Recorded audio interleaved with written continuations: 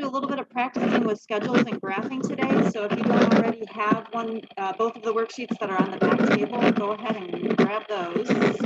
Ready?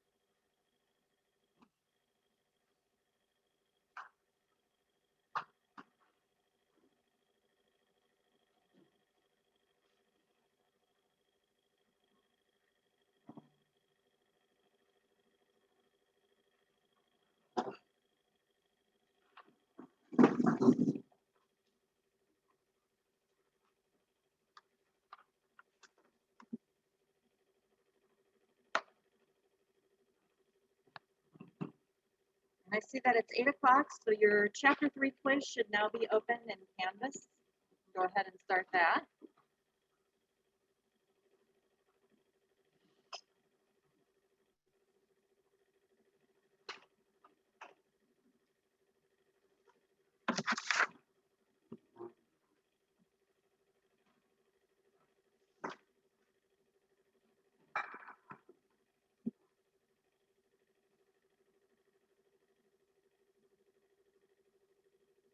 You're joining us via Zoom right now. We're starting with the Chapter 3 quiz, which you can find in your Canvas module.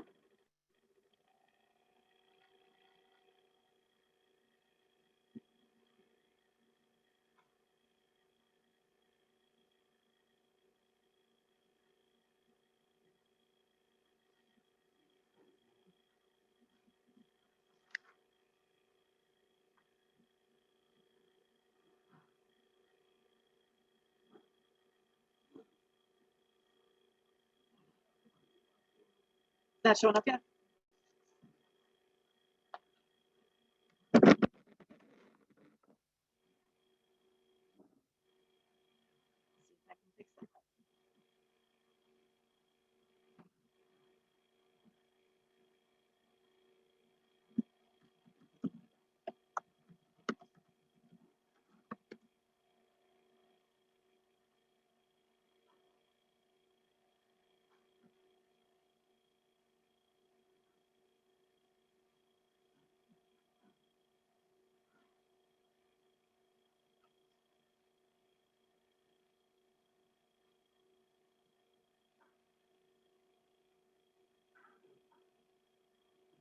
All right, try now.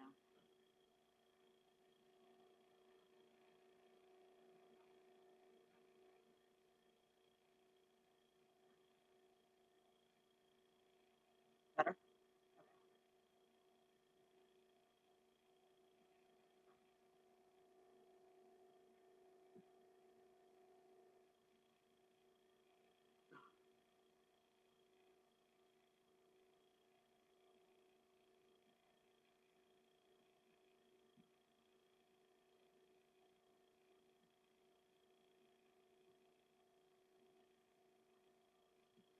You're just joining us via Zoom. We're working on the Chapter 3 quiz, which is found in your Week 2 module.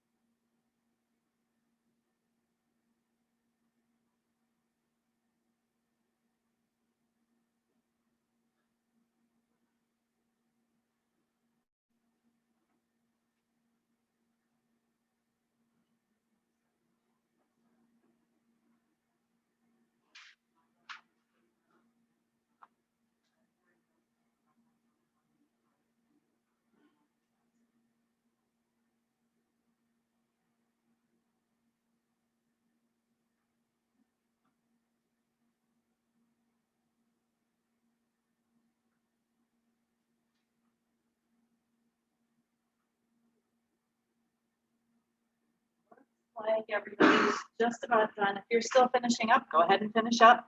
Kind of try to do both here. So we're starting chapter 3 today. We are going to do some practice on some schedules and graphing. So I think everybody got the 2 sheets that are available on the back table, but if you don't have those, grab a copy of those, please. And so we're going to be talking about interdependence and the gains from trade today. So 3 main sections in this chapter. We're going to talk about a parable for the modern economy. We're going to discuss comparative advantage as well as absolute advantage. And we're going to talk about the applications of comparative advantage and why that is important. How are these concepts similar? How are they different? Why are they important? So I wanted to start off today with a poll. I want you guys to answer this question. Trade with China makes most Americans better off because, among other advantages, they can buy goods that are made or assembled more cheaply in China. Do you agree or disagree with that? I wish it would just automatically hide students' names.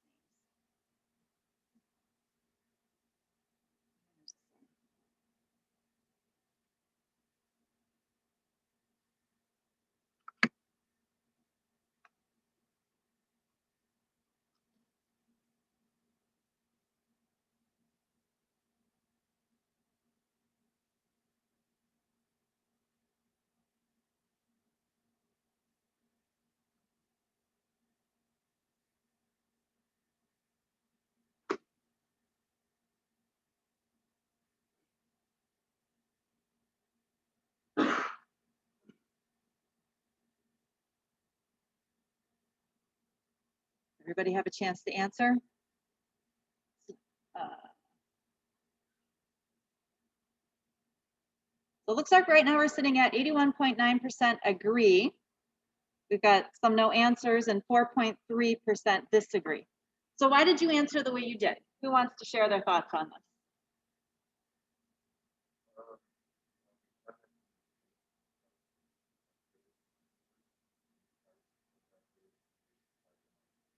Okay, so you think it's a good thing? Yeah, I like cheap stuff. Okay. What did anybody disagree? Want to share their thoughts? Anybody else have any other reasons for agreeing? Okay. Well, let's see what the economists in our economy say. Ask the experts, which I think you guys are experts too. But 100% of economists agree that trade with China makes us better off because we can get those cheap goods. So we're going to talk a lot about trade in this chapter, why this is true, maybe some reasons why it's not necessarily always true. So just to get us thinking about this, think about where all of your stuff comes from. Just think about what you have with you right now in the classroom. We're all wearing clothes. Where do our clothes come from? If you look at the tag on your clothes, where are they made? Overseas somewhere usually, right? Vietnam, China, lots of things are made in China. We all have devices that we're using. I just read an article about how microchip production is down to like 2 major companies in the world, and they're both in China. So what would happen if we didn't trade with China? Our devices would become outdated very quickly, right? Or we'd have to step up production here in the US. Your backpacks, your shoes, all of, almost everything that we have has some component that's made overseas. I have to have my coffee in the morning. That comes from overseas somewhere. It's because we trade with other nations.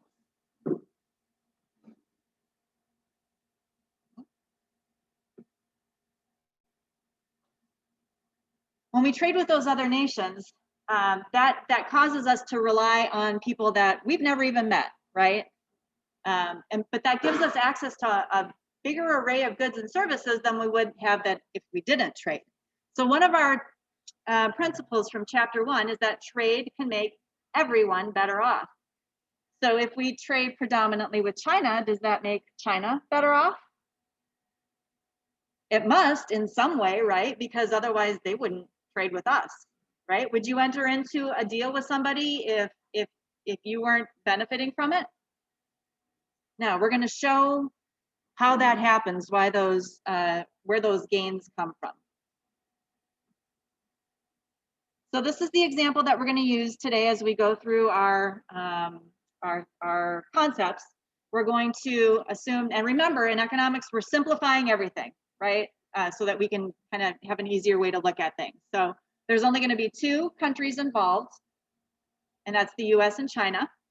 We're only going to trade 2 different goods, and that's airplanes and airplanes and soybeans. And we're only going to consider one resource that goes into that, and that's labor hours. Totally unrealistic example, right? Because there's tons of other resources. We trade with many different countries, but this just kind of gives us an example of how this works. Also, we're choosing airplanes and soybeans because they're 2 very different goods, right? We wouldn't want to choose something like smartphones and tablets because they're very similar, and things become a little bit more difficult to compare in that area. So we're talking about a technological good in airplanes, and we're talking about agricultural goods with our soybeans. So we want to find out what's going to happen if each country chooses to isolate. If the US says, we're not going to trade with you anymore, China, what happens to us? And what happens if we do decide to trade with them? How does that make us each better off? So this is what we're going to be looking at today. So you all have your schedule and your graph. We're going to start with the schedule first.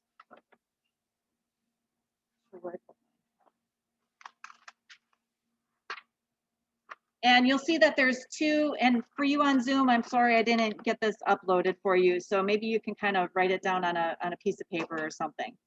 We're going to start with our schedule first, and this is our example. We have 50,000 labor hours per month available for production.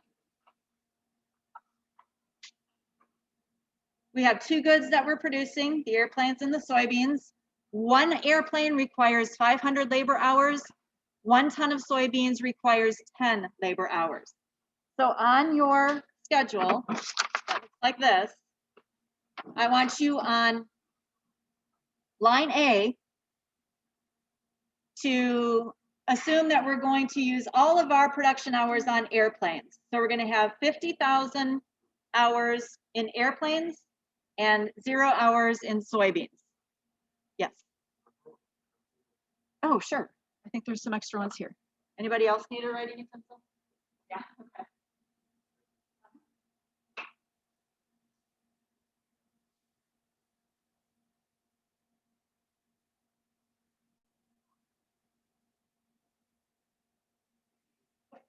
So line A is going to be 50,000 and 0, right?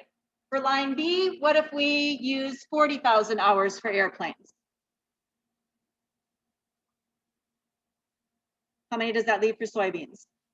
For line C, let's assume that we're splitting things half and half. We're going to divide our labor hours evenly. For D, we're going to use 10,000 on airplanes. And for line E, we're going to assume that all of our production goes into soybeans. So it's going to be 50,000 under soybeans. So go ahead and fill out the rest of the graph. You should be able to figure out what our production is. And production is how many of each one we can produce. Feel free to work with your neighbor if you want.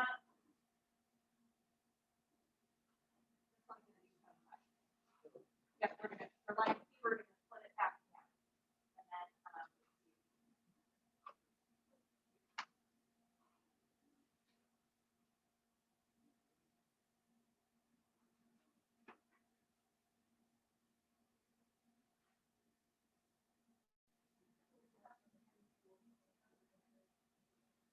oh, I'm sorry.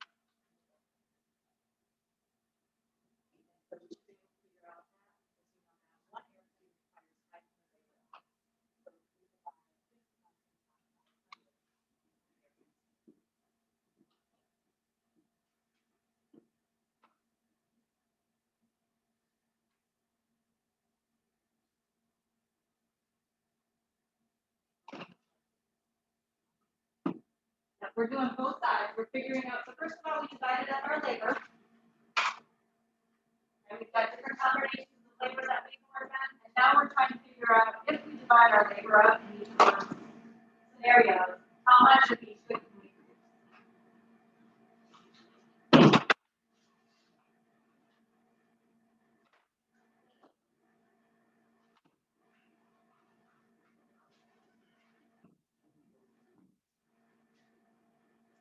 Okay, so for line A, if we use all of our labor to produce airplanes, how many airplanes do we get?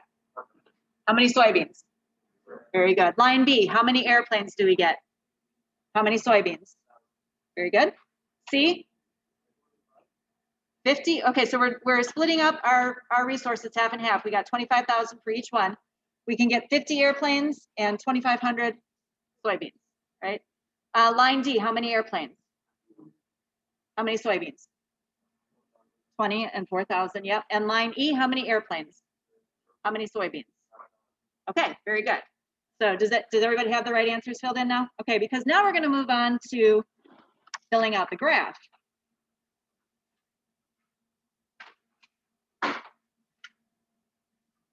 Okay, so, oh, well, here, if you don't have all the answers, these are the right answers. Whoop.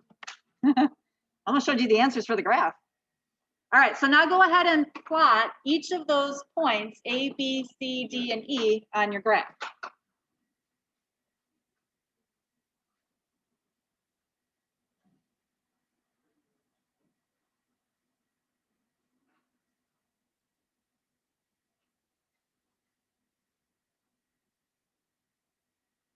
An airplane is listed on your Y for vertical axis, horizontal. Go ahead and label each of your points. Whenever we're doing graphs and economics, it's going to be really important to remember to label everything.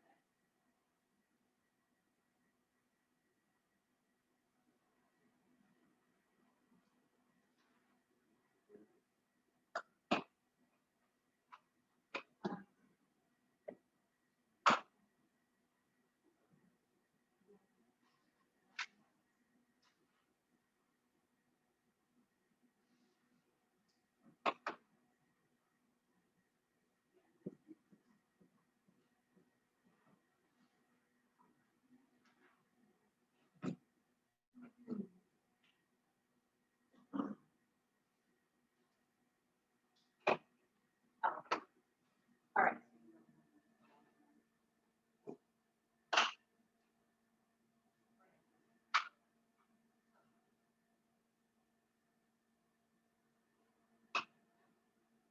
Okay.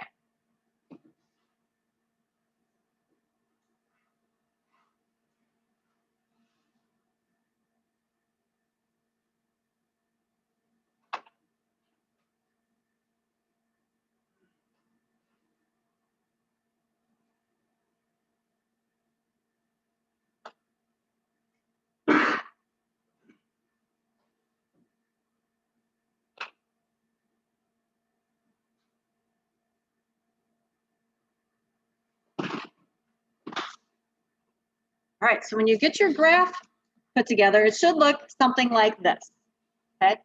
We can choose, the US can choose to produce all airplanes, at which case we'd have 100 airplanes and 0 soybeans, or we can choose to produce all soybeans, or we can choose to produce any point along that line, okay? Any combination of airplanes and soybeans along that production possibilities frontier.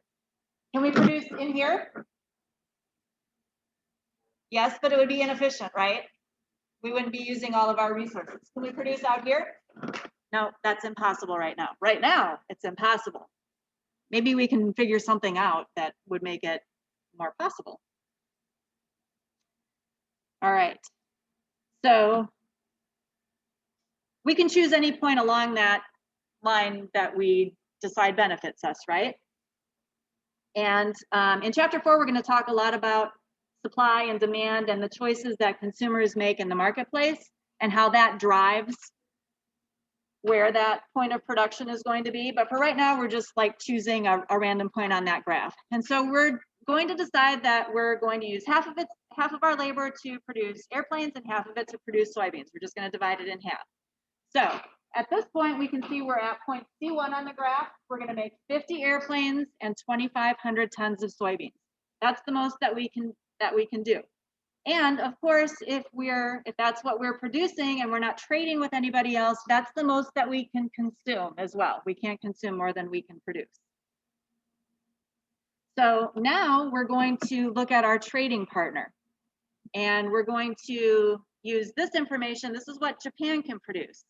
And we're going to draw Japan's graph, and we're going to use the same graph that you just used to draw the US's production. Just label your other line Japan. So Japan has 30,000 labor hours per month, also produces only 2 goods. 1 airplane requires 625 labor hours, and 1 ton of soybeans requires 25 labor hours. So using that same graph, go ahead and plot what that would be. Yes, yep.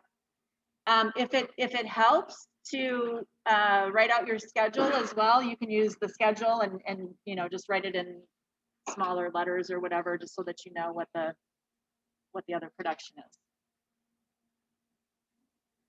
And really, to make it a little bit easier for you, all you have to do is figure out the 1 point for if they use all of their resources to produce airplanes, and 1 point if they use all of their resources to produce soybeans, and then just connect the dots. Because in this case, it's an even exchange of resources.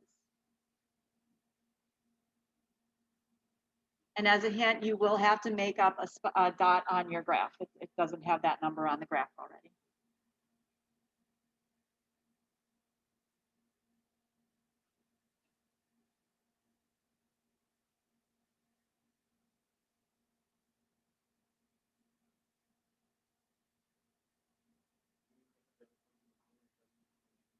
You can do the 2 endpoints, and that should be sufficient.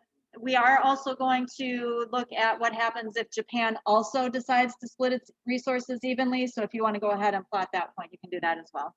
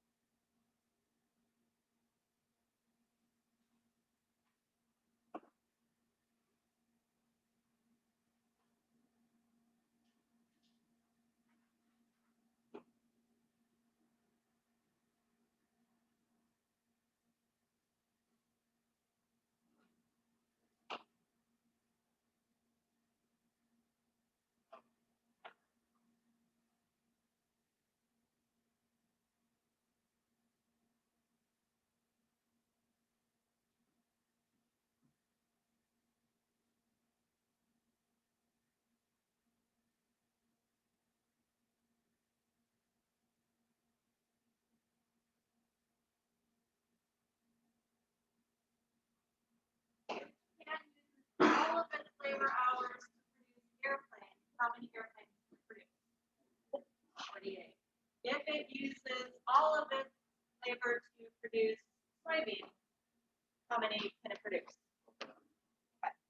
All right, so you should have those 2 points on your graph, and then you can just kind of connect those dots. It's not really necessary to compute each point. So this is what your graph for Japan should look like. 48 airplanes, 1,200 tons of soybeans. Again, they can produce any combination along that PPF, okay? If they decide to split their resources evenly, where would they be? Yep, 24 and 600. So label that spot on your graph as well. We'll call that C1 for Japan. Okay, so if Japan uses half of its labor to produce each of the two goods, their production and consumption, because they're not trading with anybody, they can only consume what they produce. It's going to be 24 airplanes and 600 tons of soybeans.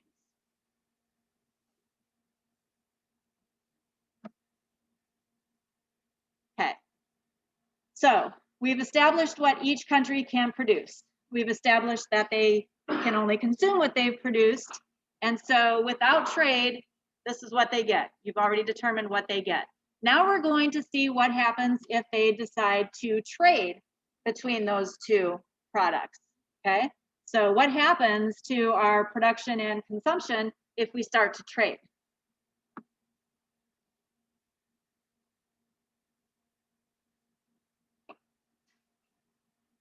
Okay, we're going to choose different production points now. If the US produces 3,500 tons of soybeans, how many airplanes can we produce with the remaining resources?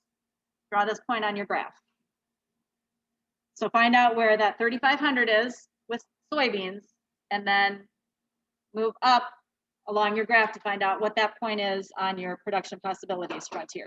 Same with Japan. If Japan produces 48 airplanes, how many tons of soybeans can they produce? That one should be pretty easy.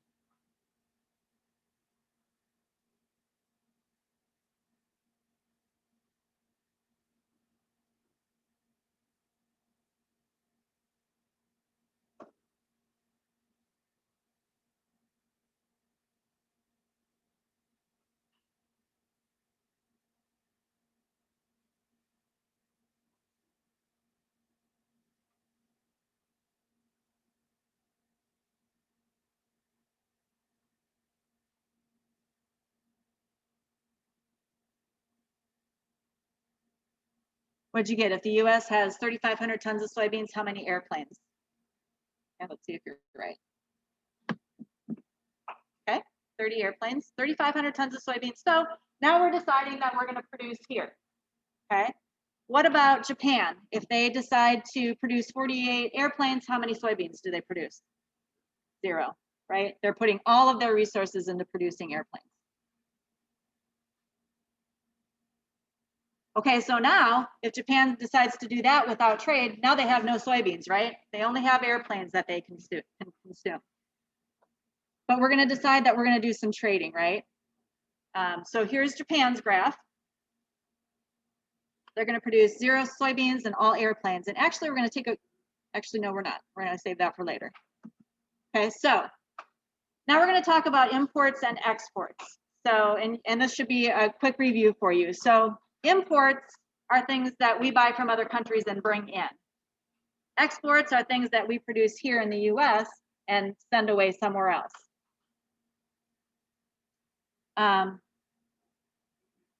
So just a quick question.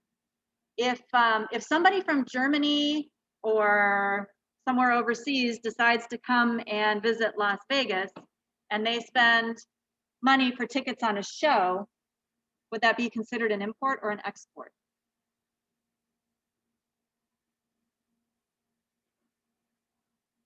An import? Why do you think that?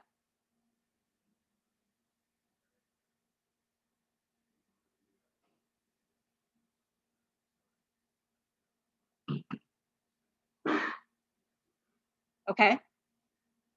Think of it this way though.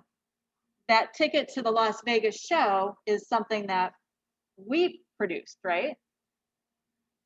So they're coming in here. Is it just a sale in the US or would we consider it an export?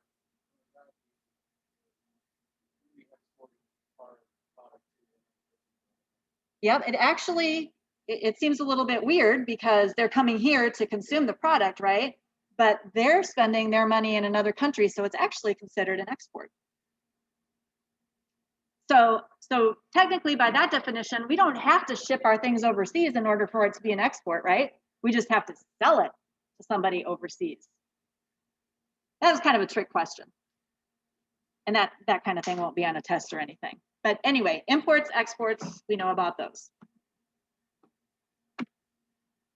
Okay, so now we're going to continue the same activity. This time the countries are going to trade 22 airplanes for 880 tons of soybeans. So we're going to take 880 tons of the US soybeans and we're going to trade those with Japan. We're going to bring in 22 airplanes. So how much of each good is consumed in the US? So we're looking at 880, this is what we're bringing in now. So you're gonna have to add it up. Also, Japan is going to export 22 airplanes and import 880 tons of soybeans. So it's just the other side of the equation. So now what does Japan get?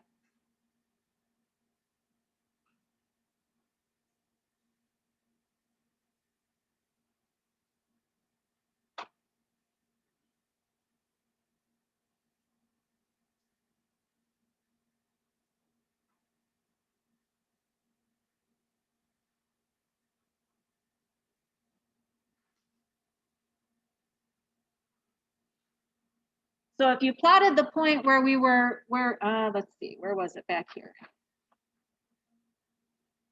Okay, this is where the US is producing. We're going to take 880 tons of those soybeans and give them to Japan, but we're going to bring in 22 airplanes. So then where does that move our point to? Same with Japan, right here. They've got 48 airplanes. They're going to give, what was it, 22 to us and get 880 tons of soybeans. So plot where our new points are.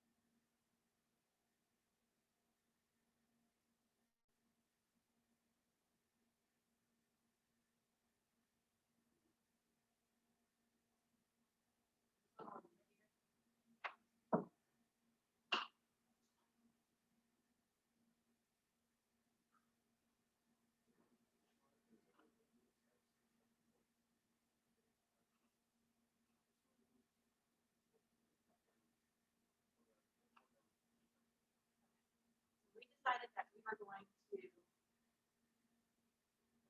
to produce here. Yes.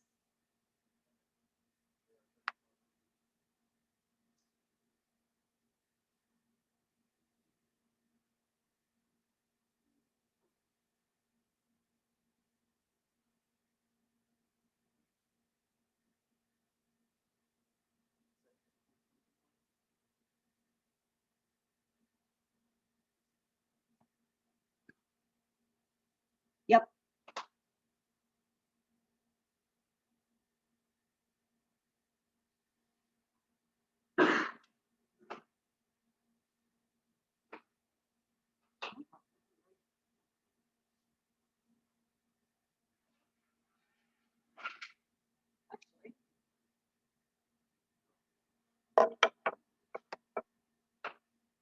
Does anybody have an answer yet?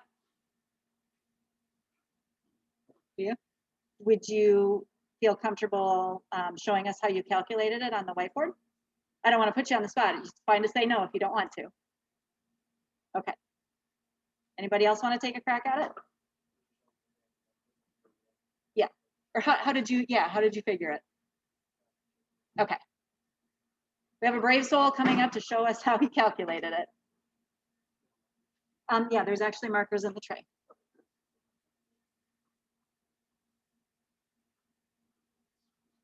Do you want to switch back to where we started with?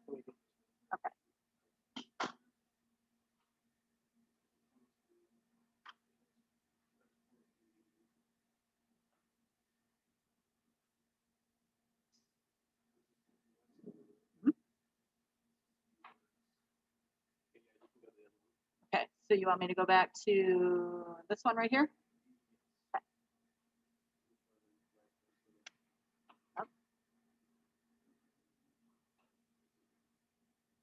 Okay, so right now he's writing what the trade is, the import and export side of the equation for each country. So this is the US. Yep, this is where we decided to produce.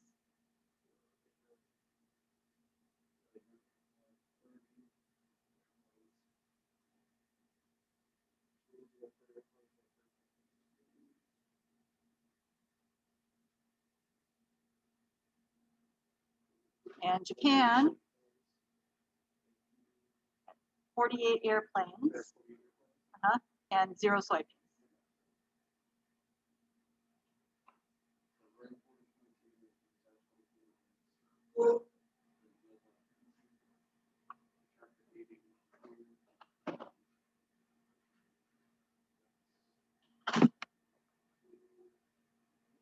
Somebody have a calculator? Or he's got it.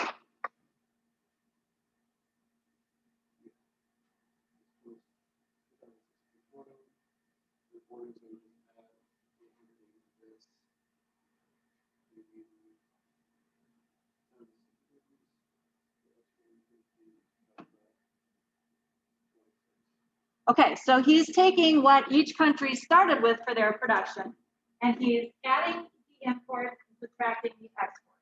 Okay.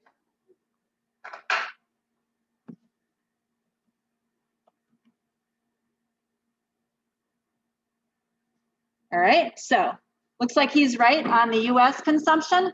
So now we know that even though we only produced 30 airplanes, we can consume 52.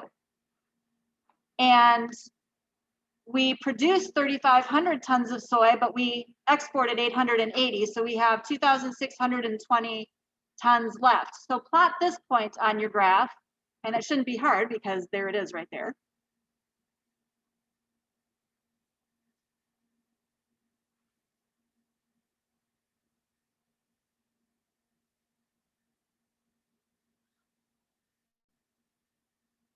All right, see if the Japan side is right. So Japan produced 48 airplanes, but they sent 22 to us, so that leaves them with 26. They produced 0 soy, but they brought in 880 tons. So now plot this point on their graph. Label that C2.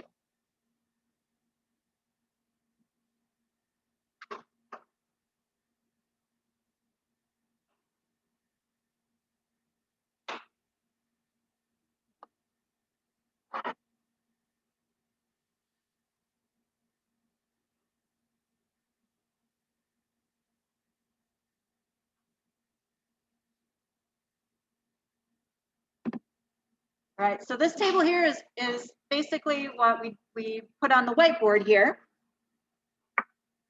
but it includes the gains from trade, okay?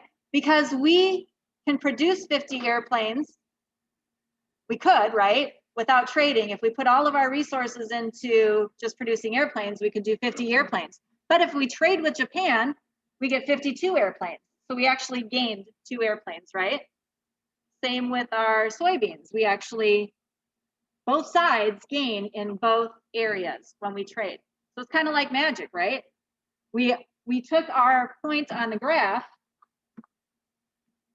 each of our points here, right? This is where we originally were, but with trade, we moved that point out, okay? We came out into this impossible frontier by trading with another country. Did both countries benefit from this trade? They both came out ahead, right?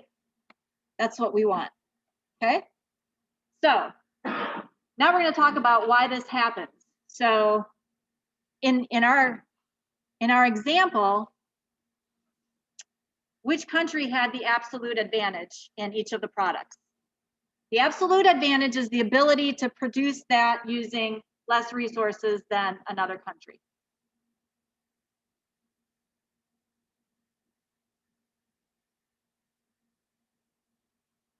So if the US only had to use 10 labor hours to produce those soybeans, where in Japan, it was going to take them 25 labor hours to produce those soybeans, which one has fewer inputs? 10 versus 25? The US. Okay, so that's the absolute advantage. If the US has fewer inputs to produce that good, that's an absolute advantage. Who has the absolute advantage in airplanes? If the US can do it in 500 hours and it requires 625 in Japan, who has the advantage? The US. So the US actually has the absolute advantage in both of these products, right? The US can do both of them with fewer inputs. Why would we want to trade? This is where comparative advantage comes in. When you determine which country has the lowest opportunity cost of producing each item, then you focus on that item that has the lower opportunity cost, okay? So in this case, Japan decides to specialize in airplanes because they're giving up less of the two goods. We're going to calculate that here in a minute. So absolute advantage, you look at the resources required to produce that good. Whoever has fewer resources, whoever uses fewer resources to produce that good has the absolute advantage, okay? So now we're going to calculate the opportunity cost. So the opportunity cost of an airplane is the amount of soybeans that could be produced using that labor. Kind of like what we calculated the other day, the opportunity cost of one thing is what you give up to get it, right? So comparative advantage is that ability to produce a good at a lower opportunity cost than another producer. We have to figure out what the opportunity cost of each good is, and then whoever has that lower opportunity cost is going to really focus on producing that one good. Okay, so we're going to use our information from, we're going to use that same information that we were just using in that example, and we're going to calculate opportunity cost. So here's your example. Produce one airplane using 500 hours or produce 1 ton of soybeans using 10 hours. In Japan, you can produce one airplane using 625 labor hours or 1 ton of soybeans using 25 labor hours. So calculate the opportunity cost of producing each good. Figure out which country has the comparative advantage in the production of soybeans and which country has comparative advantage in the production of airplanes.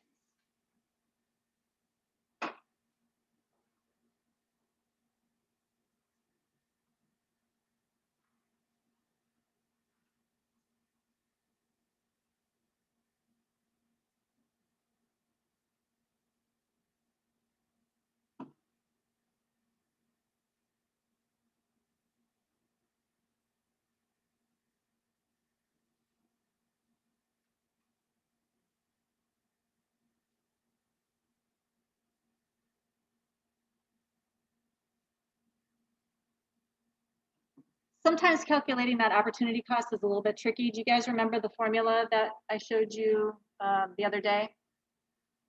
Okay, let's go over that again.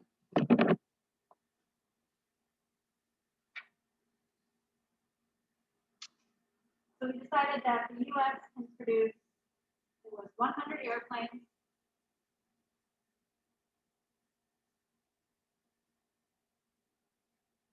or 5,000 tons of soybeans, right? And Japan could do, was it 24 airplanes, 48 airplanes?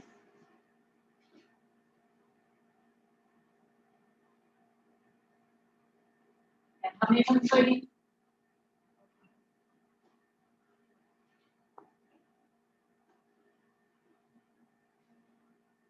Okay, so the opportunity cost of 100 airplanes So if we decided to put all of our resources into that 100 airplanes, we'd give up 5,000 tons of soybeans, right?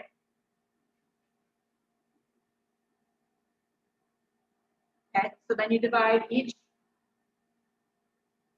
part of your equation by the first number.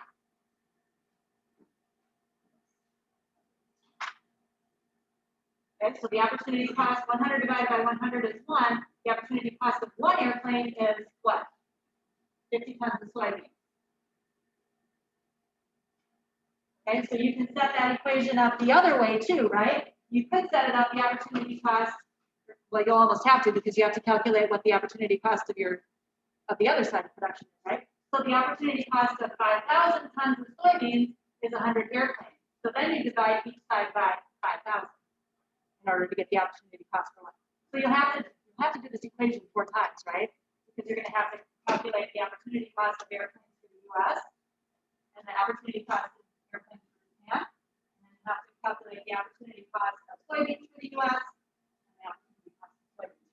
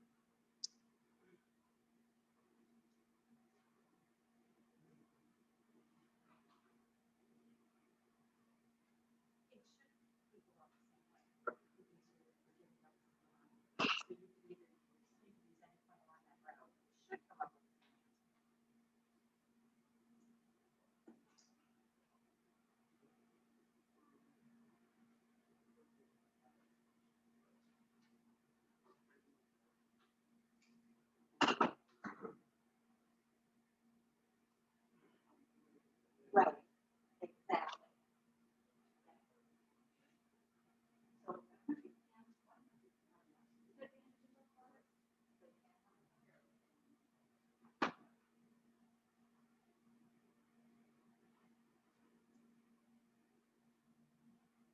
All right, let's see where we're at here. So in the U.S., the opportunity cost of one airplane is 50 tons of soybeans. Did you get that? Okay. The opportunity cost of 1 ton of soybeans is 0.02 airplanes. Did you get that? All right. In Japan, the opportunity cost of one airplane is 25 tons of soybeans. The opportunity cost of 1 ton of soybeans is 0.4 airplanes. Okay. So who has the advantages here?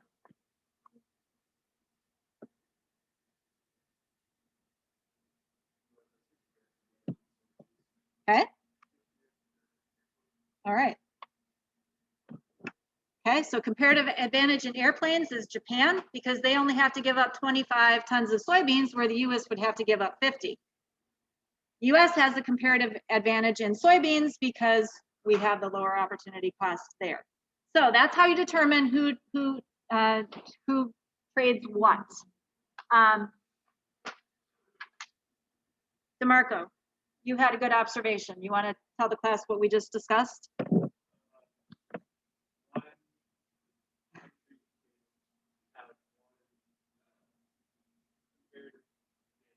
Right, okay. So one country could have the absolute advantage in both products, right? Right, we proved that because the US does, but DeMarco noticed that only one country can have the comparative advantage. So the US can't have the comparative advantage in both products.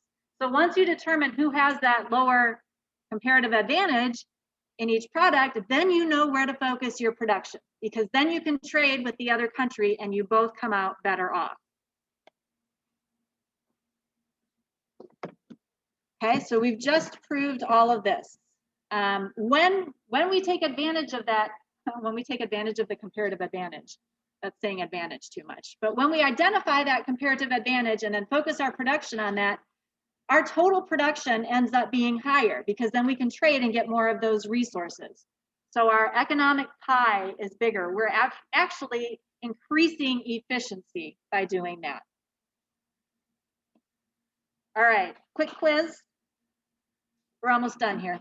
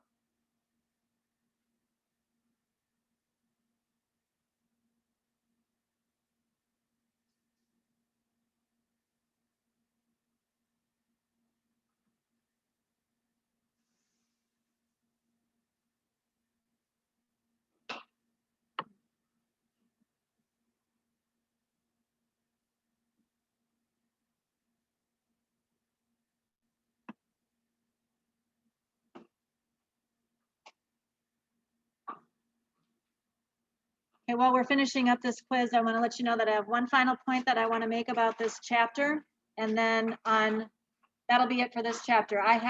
There's a couple of other examples, and I have the PowerPoint slides posted in your week 2 module. So if you want some extra practice, you can go in and look at that. Otherwise, with wrapping up this chapter, we'll be ready for a test. So on Monday, we'll start reviewing for our test, and then I'll plan to have the exam on Wednesday. So don't leave yet, because like I said, there's one final point that I want to make in this chapter. So we're just going to go ahead and move on to that. When we're figuring out at what point to trade at, we have to make sure that that trade is advantageous to both trading partners, right? So the way to determine the price of that trade is we have to make sure that that trade lies somewhere between their 2 opportunity costs. So in our example, we chose to trade 22 airplanes for 880 tons of soybeans. So that breaks down to 1 airplane for 40 tons of soybeans. We have to make sure that it's greater than Japan's opportunity cost of 1 airplane for 25 tons of soybeans and lower than the US opportunity cost, okay? Because it wouldn't make sense to trade at a higher level than somewhere that's between that opportunity cost, okay? There was another example that I was going to go over. Another quiz, I'll spare you that. and then a poll, we don't have to do that. So I think we've covered everything that's important in this chapter. Your takeaways are here. Those will be in Canvas as well. So we'll start off Monday morning by reviewing for the exam. I hope you all have a great weekend. Oh, and your chapter 3 homework will be due on Monday.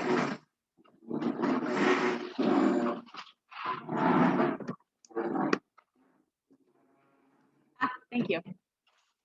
That back up here.